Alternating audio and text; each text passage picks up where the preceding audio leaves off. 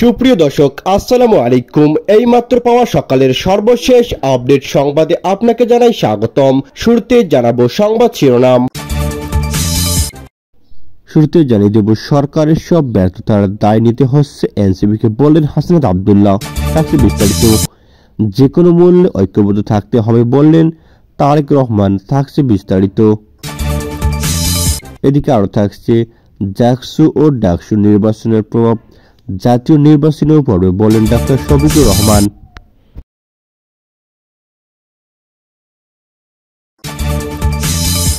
এতক্ষণ শুনছিলেন সংবাদ শিরোনাম, এবার থাকছে বিস্তারিত।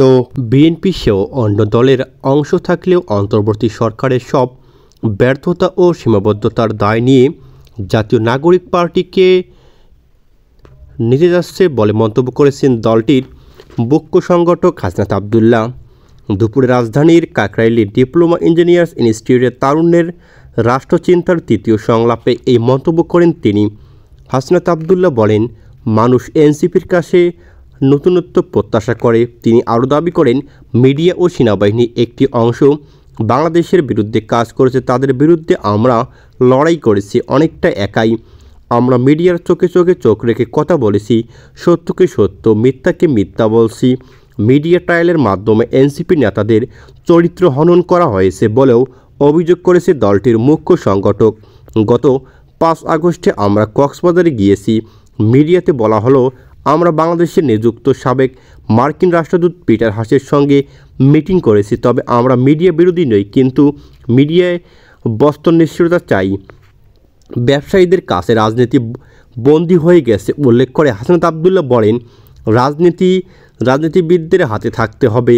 গঠনের পর থেকে এনসিপির অর্জন কম নয় দাবি করে এই নেতা আরও বলেন, আমাদের সীমাবদ্ধতা আছে, আমাদের সীমাবদ্ধতা আমরা পরিচালনা করে ভুল স্বীকার করতে পারি। আপনারা পরামর্শ দেবেন, আমরা সংশোধন করে বাংলাদেশের পরিপন্থী রাজনীতি করব ইনশাআল্লাহ। যে কোনো মূল্যে বিএনপি নেতাকর্মীদের ঐক্যবদ্ধ থাকতে হবে বলে জানিয়েছেন দলটির ভারপ্রাপ্ত চেয়ারম্যান তারেক রহমান। তিনি বলেন, আগামী ফেব্রুয়ারি পর্যন্ত যদি আমরা ইস্পাত কঠিন ঐক্য ধরে রাখতে পারি তবে জনগণের রায় ধানের শীষের পক্ষে আসবে।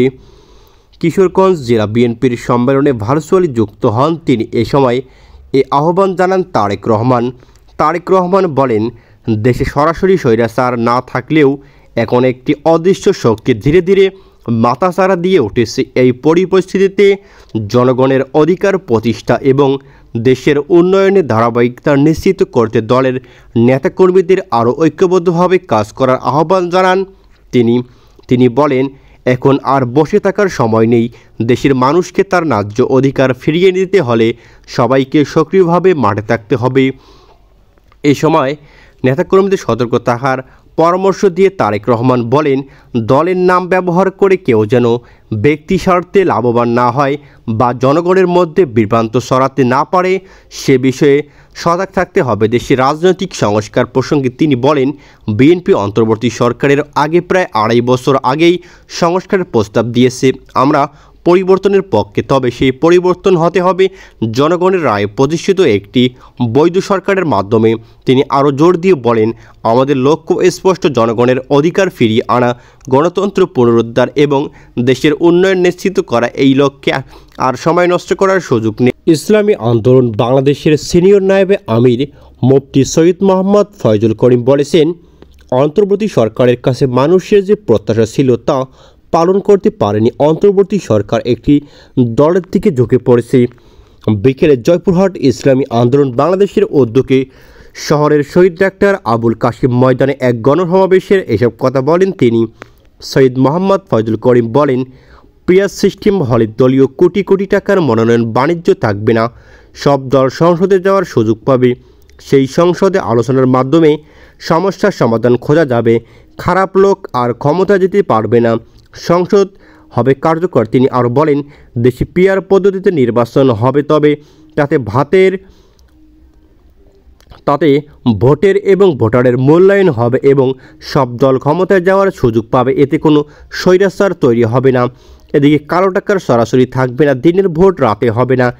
সিনিয়র নায়েব আমির আর বলেন, পিয়ার পদ্ধতিতে জাতীয় সংসদ নির্বাচনে প্রয়োজনীয় রাষ্ট্র সংস্কার, জুলাই সনদের আইনি ভিত্তি প্রদান এবং খুনিদের বিচার করা দেশের মানুষের গণদাবিতে পরিণত হয়েছে। 53 বছর যারা দেশে শাসন করেছে তারা জাতিকে মুক্তি দিতে পারেনি।